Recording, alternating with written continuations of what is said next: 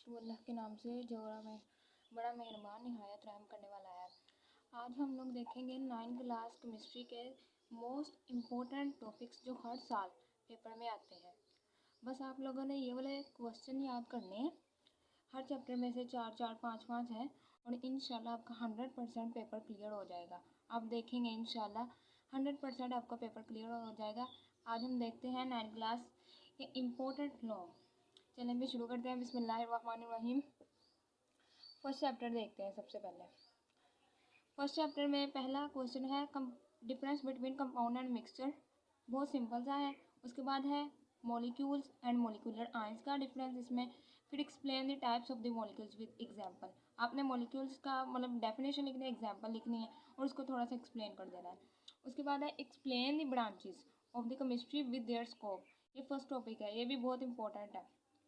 First chapter में से बस ये 4 लॉन्ग क्वेश्चन आप लोगों ने करने हैं और कुछ नहीं करना लॉन्ग क्वेश्चन के लिहाज से। आगे देखते हैं चैप्टर नंबर 2 का।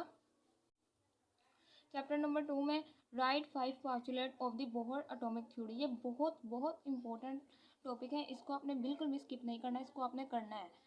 Explain the discovery and properties of cathode है, ये भी बहुत इंपॉर्टेंट है। Explain the discovery and properties of canal rays यानी कि पॉजिटिव रे, ये भी बहुत इंपॉर्टेंट है, ये भी नहीं छोड़ना आप लोगों ने। और रदरफोर्ड वाला तो बहुत बहुत इंपॉर्टेंट है, ये भी नहीं छोड़ना आपने, ठीक है। इसके postulates right experiments observation and results of the Rutherford atomic model, ठीक है। ये 5 क्वेश्चन आपने यूनिट नंबर 2 में से करने हैं बस। और अब आप आते हैं यूनिट नंबर 6 पर। यूनिट नंबर 6 में explain the effect of the temperature on solubility, ये है एक टॉपिक। और दूसरा define solubility and explain it's general principle, ठीक है। ये आपने बिल्कुल भी टॉपिक्स पिक नहीं करने हैं और इनको करेंगे इंशाल्लाह आपका 100% पेपर सॉल्व हो जाएगा।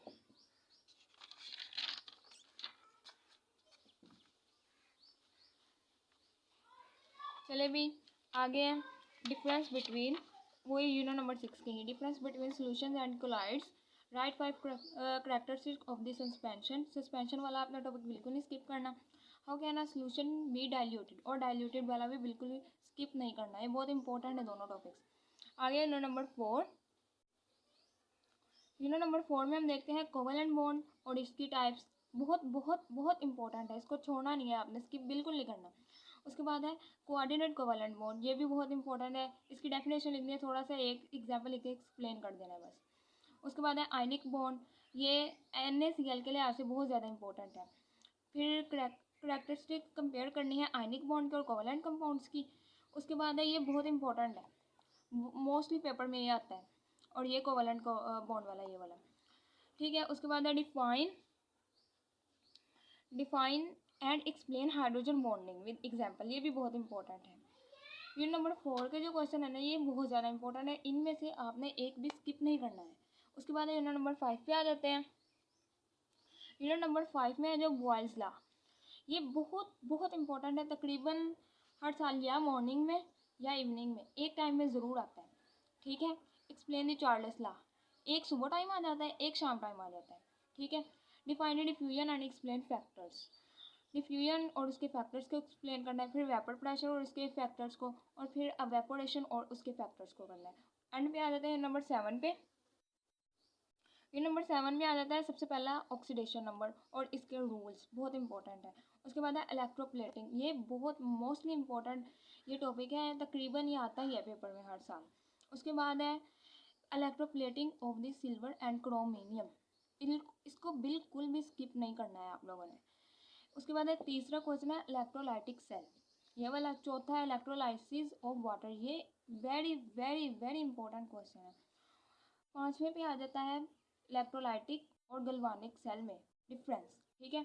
और 6ठे पे आ जाता है रस्टिंग एंड कोरेजन, ठीक है। रस्टिंग एंड कोरेजन ये बहुत इंपॉर्टेंट टॉपिक है।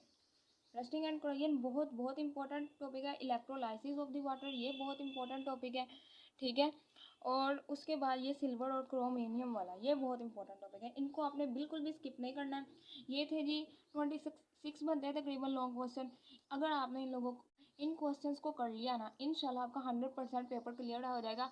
और अंडरस्टूड बात है, इंशाल्लाह 100% पेपर इसी में से आता है, इसके अलावा किसी में से नहीं आता। यही बहुत इंपॉर्टेंट और हर साल आने वाले क्वेश्चन है, ठीक है जी। अगर आपको वीडियो पसंद आई हो तो लाइक, सब्सक्राइब और शेयर कीजिएगा। अपना ख्याल रखिएगा। अल्लाह हाफिज़।